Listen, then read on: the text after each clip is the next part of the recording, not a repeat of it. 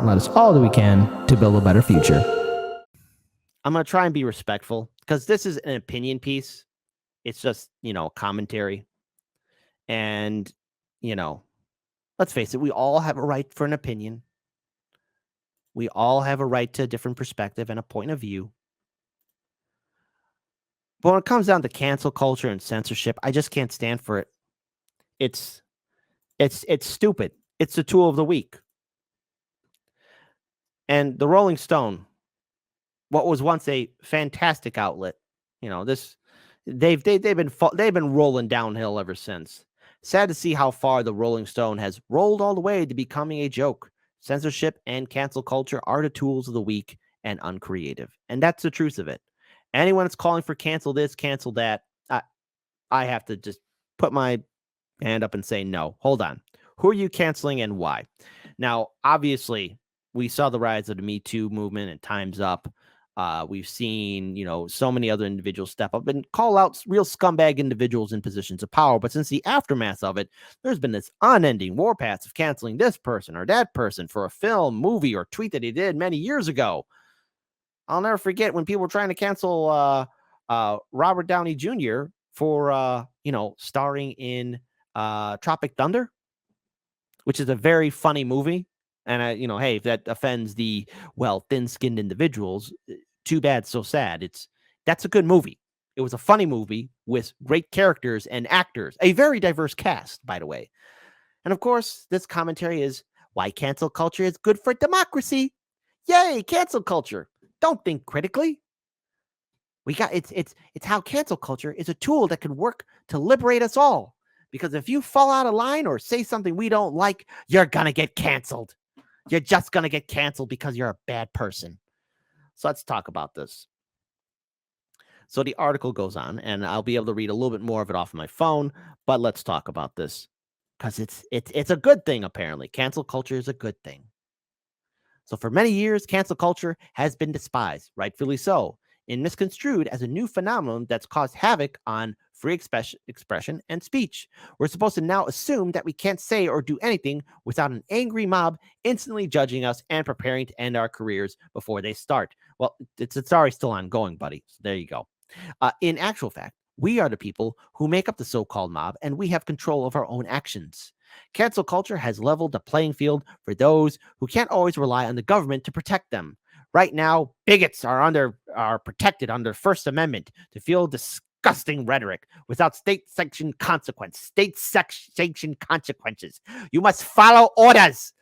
You must do what we say, or we will chop you on the chopping block. Follow orders. Stay in line. Gee, it's easy right now for those who want to protect cancel culture to say that people they don't like are bigots or racist or misogynist or sexist. Okay, so when someone calls out the fact that we have uncontrolled spending in the military industrial complex, all of a sudden you're pro-Putin. When someone says, I'm not going to vote for Hillary Clinton, I'm going to vote for Dr. Jill Stein, then this happened to me. I was called a sexist and a racist because I wanted to vote for Dr. Jill Stein in 2016. Same thing happened again when I wanted to vote for somebody else, not Biden or Trump, because, let's face it, I have a brain with functioning brain cells, and I'm not going to vote for the Republican and Democratic establishment. But hey, or when you tweet out, say, hey, how come we don't have Medicare for all? You're called violent or right wing. Yeah. And a lot of those people who are finger wagging and doing that are people who have, the quote unquote sanctioned blue check mark, who are the social justice warriors or the politicians who are saying, I don't like how you're being critical of me, or people who don't like how we're being critical of their favorite politician. Guess what? They're in politics. They're supposed to be criticized. That's how the world works. The world is not some liberal arts college campus where everything's safe and nice. It is brutal, it is unfair, and it doesn't care about you. But oh no, right now, bigots are protected under the First Amendment. It's a fundamental thing. We need to have the First Amendment to feel disgusting rhetoric without state-sanctioned consequences. The America that tolerated white supremacy in their politics and laws is the same country that wants to remind us how such forms of hate are still legal via free speech. Cancel culture is the poison to those in power that have benefited from unchecked free speech. Look, there are bad people in this world. I get it. We all understand it. We're all adults in this room.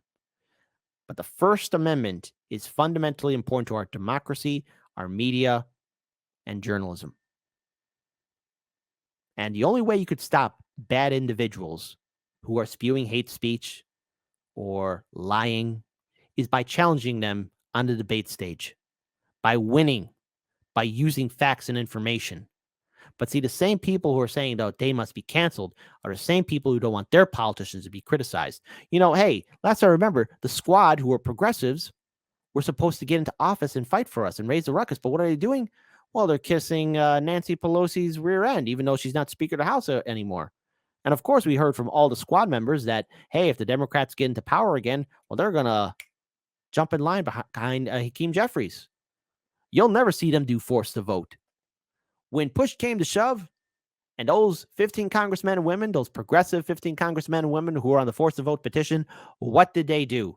They backed away. They started calling anyone that was supporting a force to vote for Medicare for all right-wing, racist, abusive, violent. I remember it. When conservatives on Fox News declare, and again, Fox News, look, Fox News is a corporate media outlet just similar to CNN and MSNBC. But when conservatives on Fox News declare that it's a free country and that cancel culture is un-American, they forget speech works two ways. It allows for discourse to take place, but grants all voices can be heard. In other words, straight white men and other people with power aren't used to getting pushback for the ways they conduct themselves, and cancel culture has reset the ways society can react. Those who fear cancel culture may claim they fear suppression of speech, but it's accountability that they want to avoid. So great. So let's talk about accountability. So Hardlens Media, we've been censored and given strikes by YouTube not once but 7 times. Many of our colleagues in independent media, many Black commentators, Latino commentators have been severely censored. Case Study QB, his Twitter account has been censored even before Elon Musk even took power. Anything going to be done about that? I remember our good old Mayor Lori Lightfoot, calling for more diversity in media, but when confronted by Black reporters calling her out for her administration's failure to protect Black communities and other communities in the city of Chicago from environmental racism, police brutality, and corruption, she dismissed them right away. So there is censorship happening. It's just not just one group. It's a lot of groups that are being censored on Twitter, Facebook, YouTube, Instagram.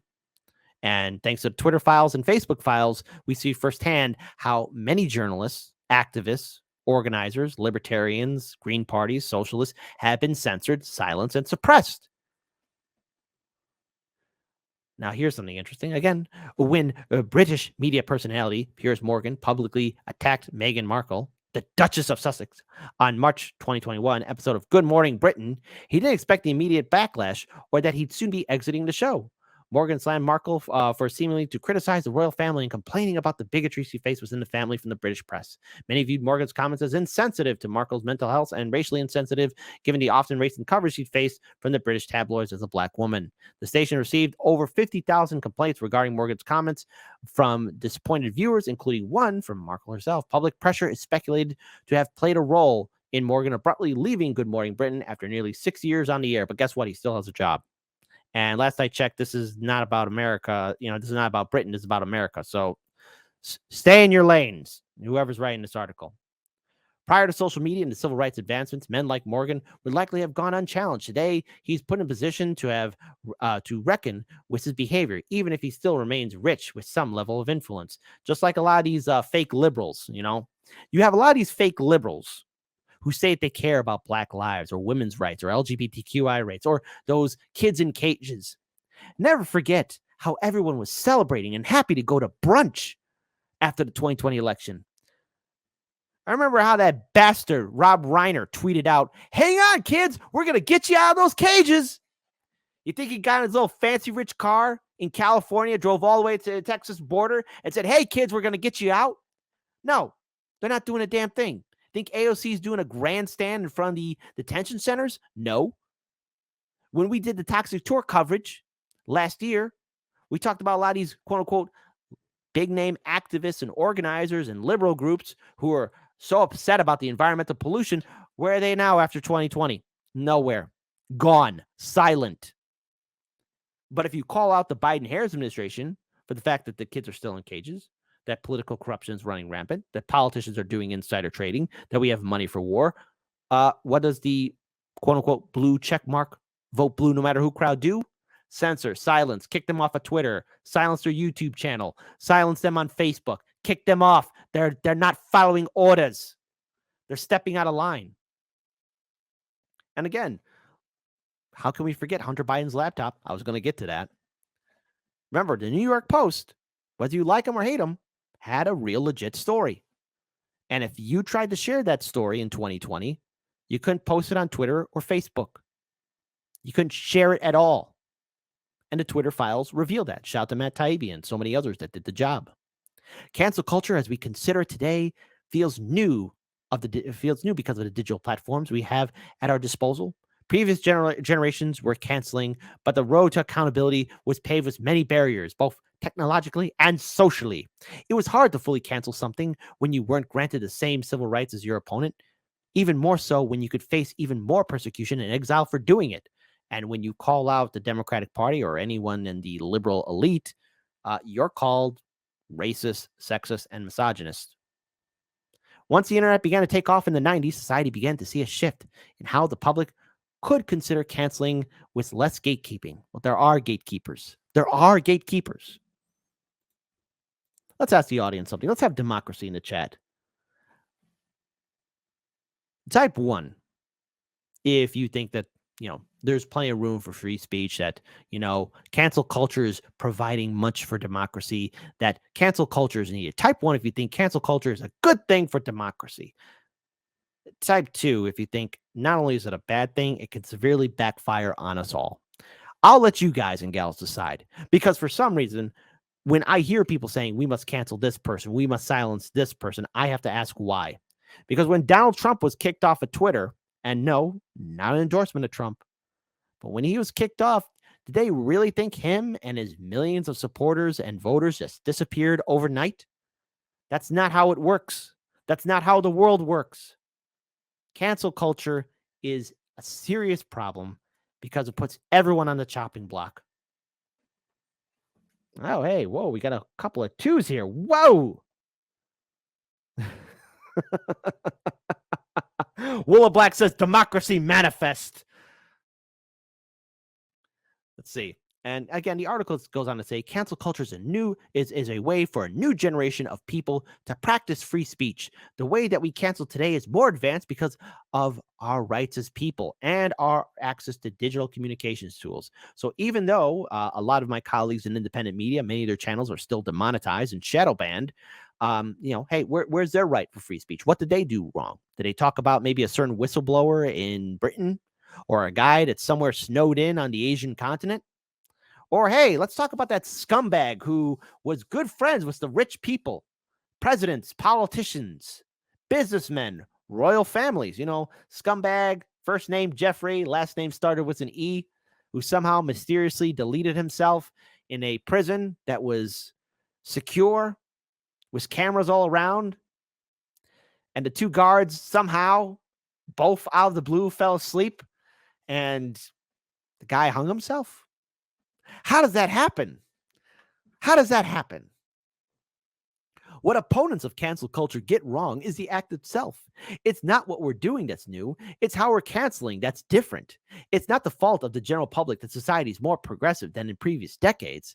In fact, that should be the goal of democracy. Perhaps a consequence of a more democratic or progressive society is for the most powerful to recognize the limits of control they once had. So when, you have a lot of the quote unquote liberal Democrats in charge of or having access to large social media sites like Facebook, Twitter, access to YouTube, and then they dictate who can speak and who cannot speak, which corporations can have the most influence on the algorithm. Remember, there were a lot of agencies involved at Facebook and Twitter telling them what they should cancel and remove. We've covered this story. We've talked about it. So many people in independent media have talked about it. You've seen it firsthand, and I still get messages from people saying, hey, I was unsubscribed from Hard Lens Media. Hey, I wasn't notified. But then the same thing happens to a lot of the other independent media channels too. So there's something going on, and there is cancel culture happening. But it's not to improve democracy. It's to keep and maintain and control the neoliberal narrative. That's what's happening. So again, Rolling Stone. I guess we all have a right for free speech. Hey, I won't cancel you for it. But it's so interesting how you decided to, roll over and bend over and take it up the wazoo to just say, yeah, free speech for us and what we dedicate as correct speech. No speech for everyone else. Right here.